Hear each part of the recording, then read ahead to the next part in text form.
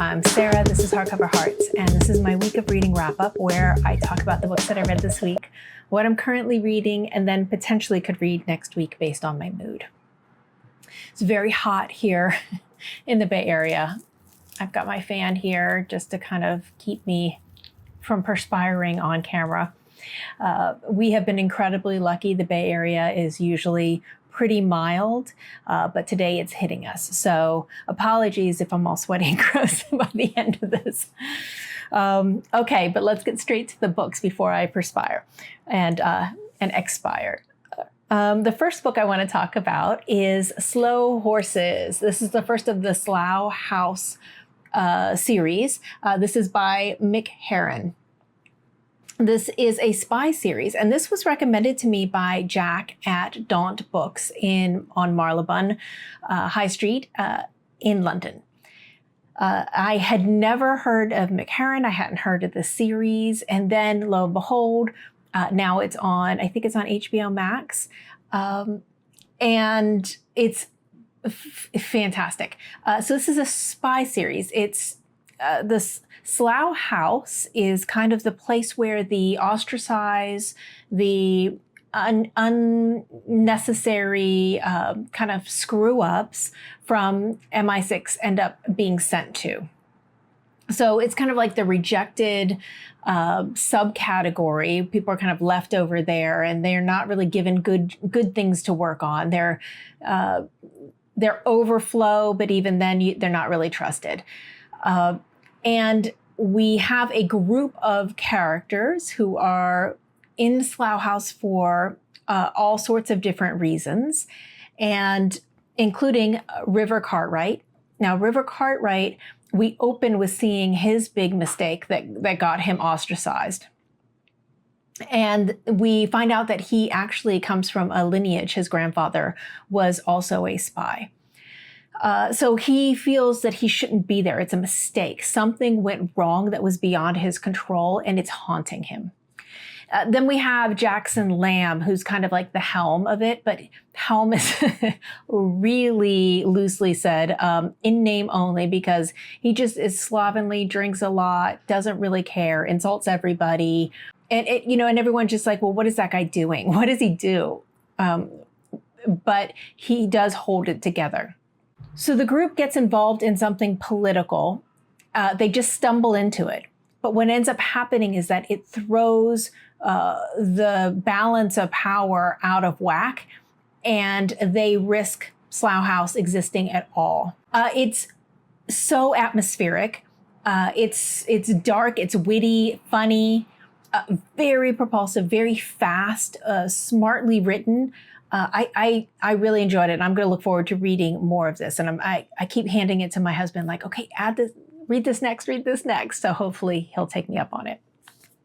The next book I finished, I took it out from my library, and this is the next of the Commissario Brunetti series by Donna. So these are set in Venice. This is number 8. This is Fatal Remedies. Now, I've been mentioning how the series is growing on me. The first couple, I really wasn't sure. They felt very, very dated. It just wasn't sure if it was going to be for me, but I'm so glad that a few of you told me to keep going, because it's getting sharper, smarter, more interesting as we go. So in this one, we have Paola. She is the wife of Commissario Brunetti, and she steps out of her library. She steps out of her kitchen that she's always making amazing meals for the family. And she takes center stage in this. So in this one, Paola is outraged, and she's outraged to the point of action about a travel agency that exists in Venice that is known to send older men, to places in Asia and the Third World for sex tourism, probably with young girls. And she is outraged by the inactivity of the police. Ironic, since her husband is a Commissario Brunetti. And she won't take it anymore. we open the book with her sitting down in the evening, looking at the travel agency and being so irate that she throws something through the window.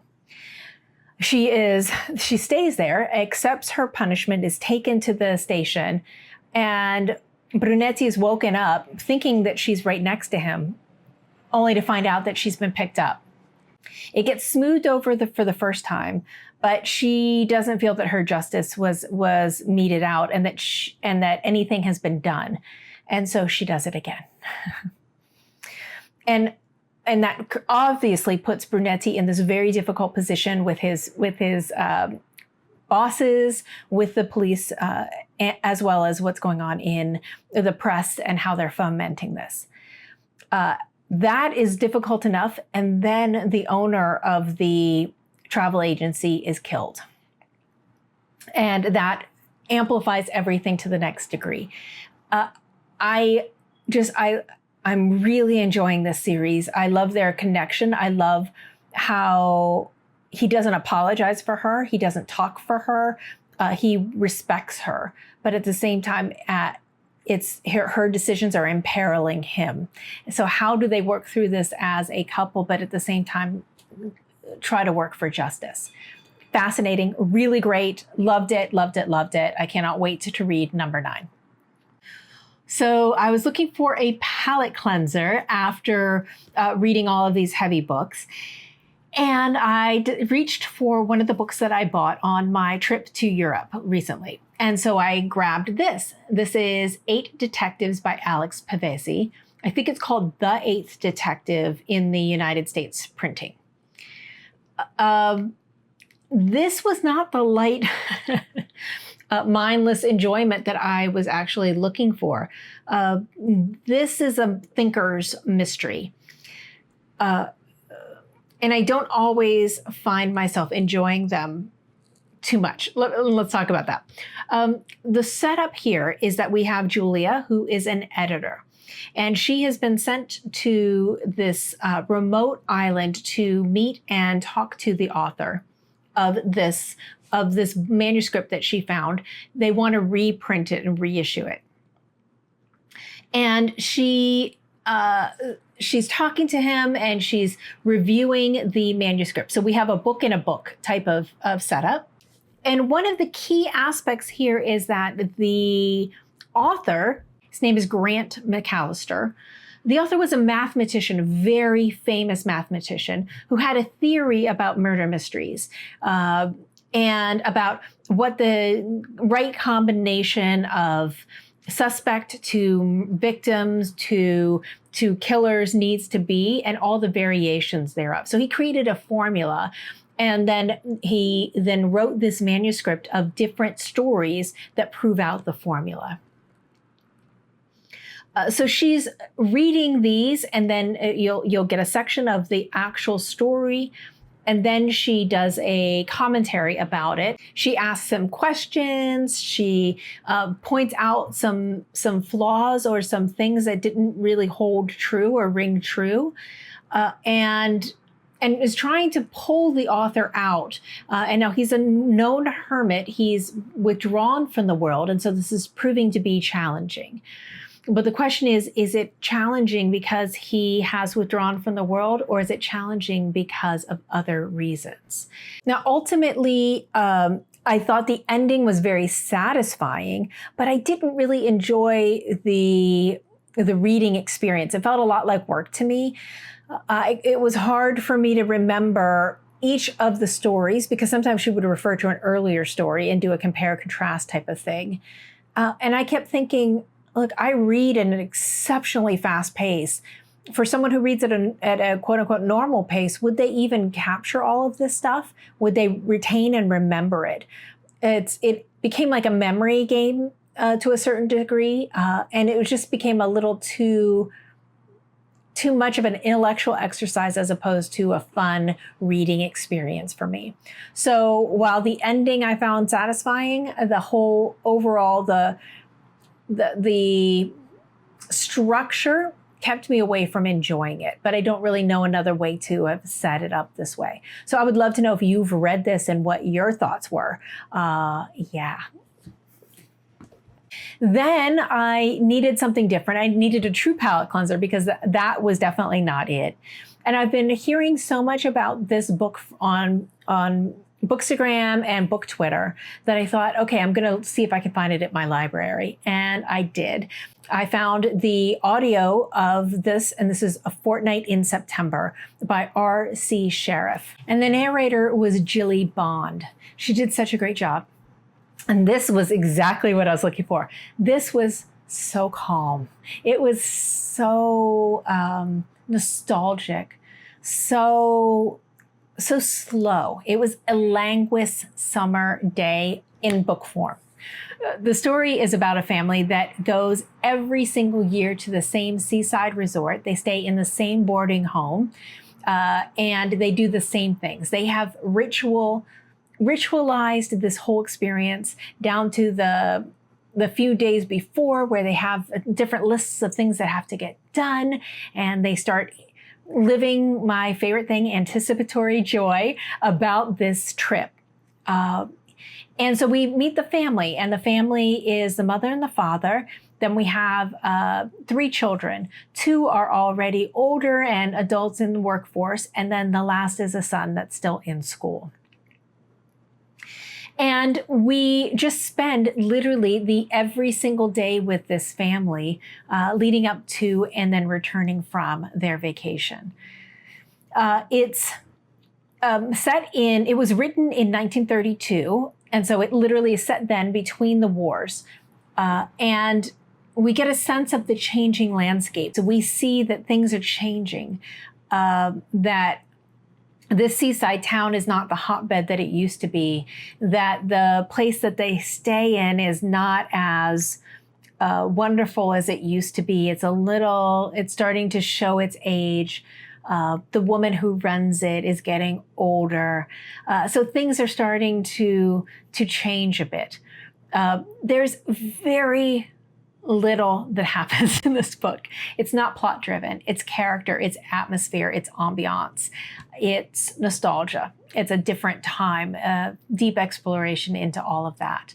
I absolutely loved it. It was so comforting. I love, there were some class and interesting things that came up, but it was gentle and it was calm and languorous. Everything you want for a summer day is in book form in this one. And I thought it was wonderful.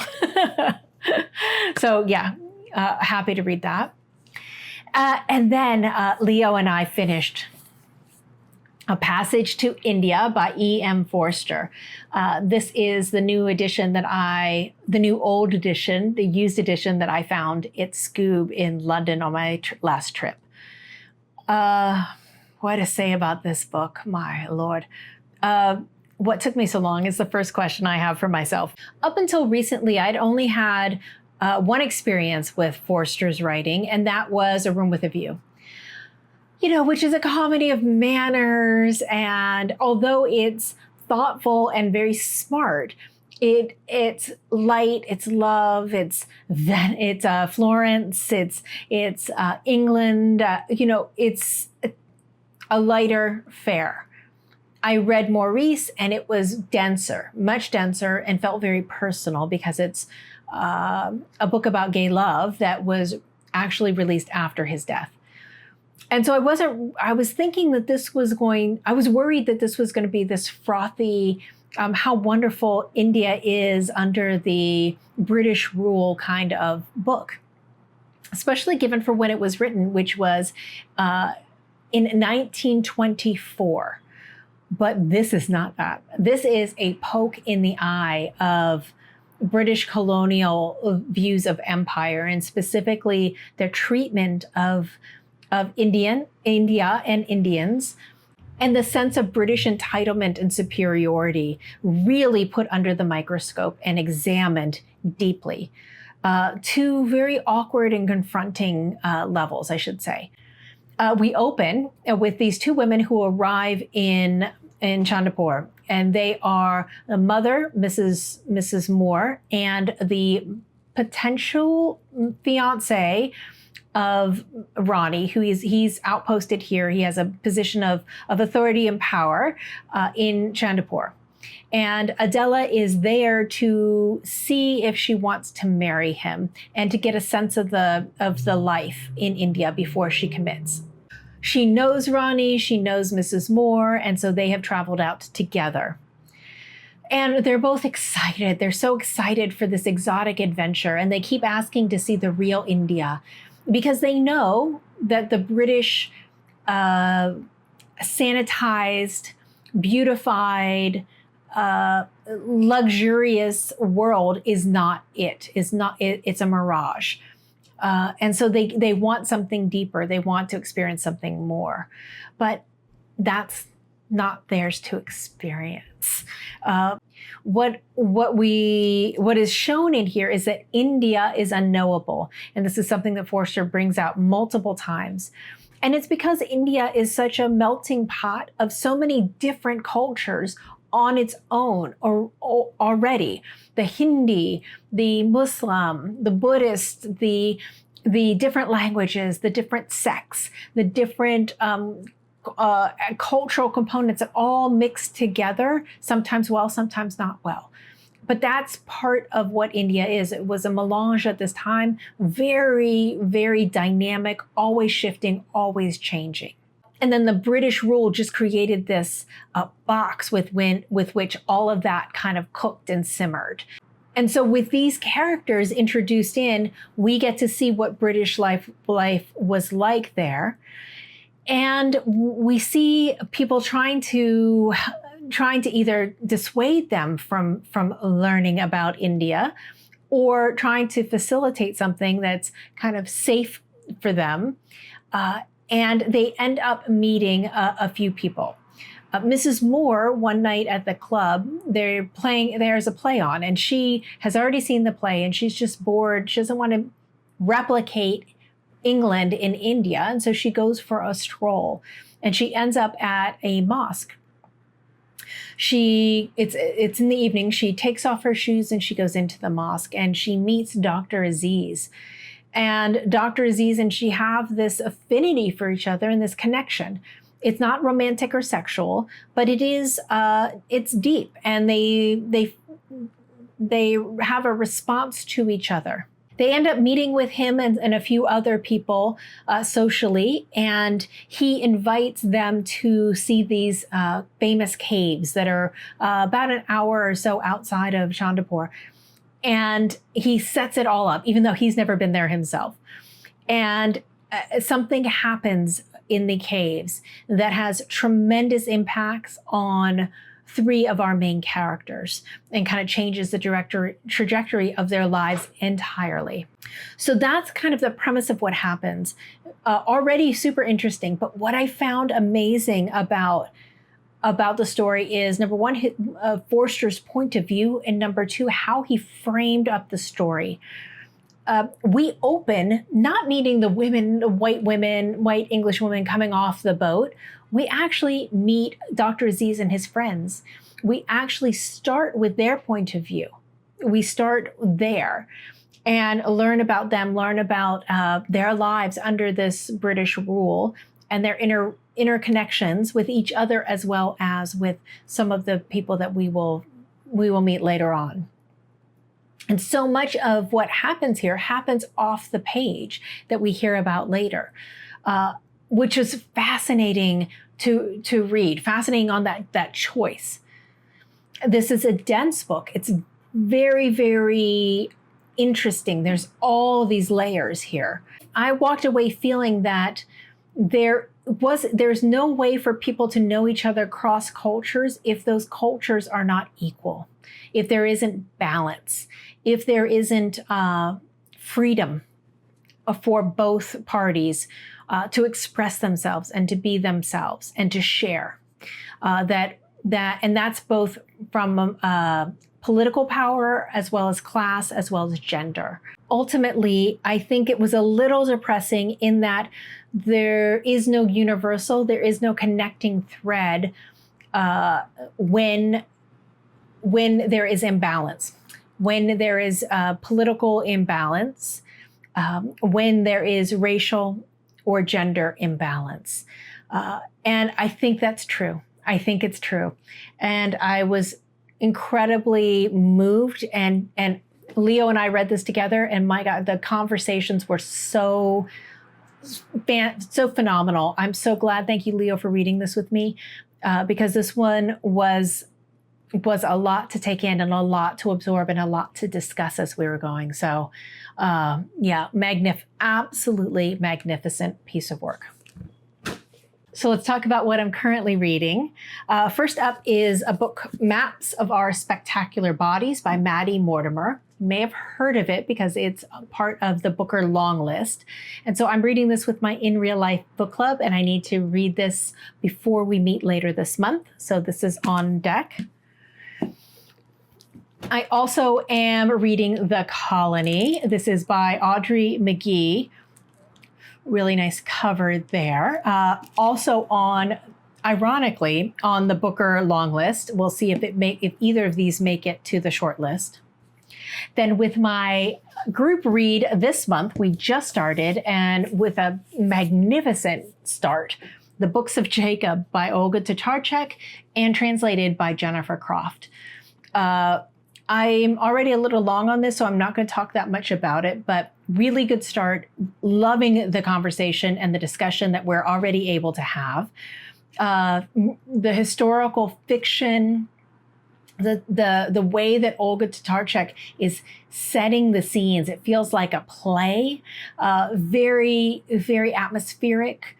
We read Book of Fog, and it had tinges of Victorian literature in it, or allusions to, which is fantastic. And somebody mentioned that it's feeling a little bit like a Trollope novel with all of the characters and all these interconnections between them and interpersonal issues and relationships and conflicts and all of that. So really happy to be kicking this off. I'm going to use this as an opportunity to say I'm still have this open for next month. This is the group read of the Balkan Trilogy by Olivia Manning. Another really chunkster of a book. I'll put a link to the sign up below. Just know if you don't use the sign up, I won't know that you're entered to join us on Voxer. So if you're curious and interested, please do so. That's it for me for now. Clearly, I've got a ton on my plate. Oh, and I also am finishing the last of my BookTube prize reading for translated fiction. So that's in the mix too. But that's it for me for now. Let me know, have you read any of these and what you thought? And if you have any that are like this that you would recommend. That's it. Thank you so much for watching. As always, we'll talk to you soon. Bye.